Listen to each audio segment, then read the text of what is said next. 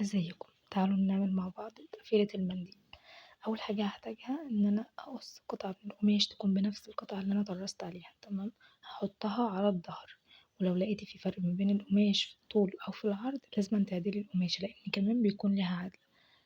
الظهر بتاع القماشة بيكون له عدل، هدني الف القماش لحد ما يظبط على بعضه بالظبط واتاكد ان هو تمام، عشان لما اجي اخيط ما يحصلش فيه اي كلكعة او اي مشكلة.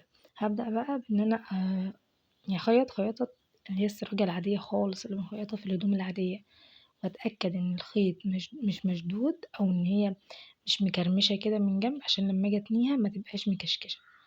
انا عايزاها مرتاحة، وما بين كل ضلع وضلع هعمل عقدة علشان ما تسحبش معايا او تشد معايا الخيط التاني.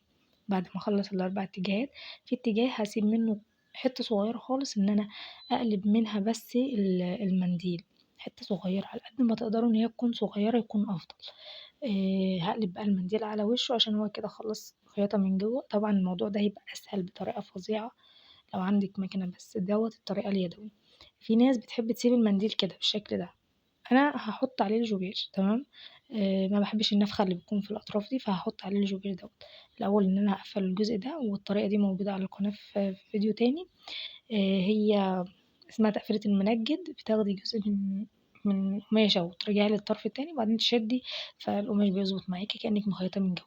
ده شكل الجوبير. بصوا يا جماعه هقول لكم على حاجه، الحتت دي يبقى فيه حتت كده يعني تخينة شوية في الجوبير، الحتت دي صعب انك تخشي فيها بالإبرة كده، بتوجع جدا، فانت حاولي وانت بتخيطي تتجنبيها تماما. وده كان شكله، قولولي بالجوبير أحلى ولا كان من غيره؟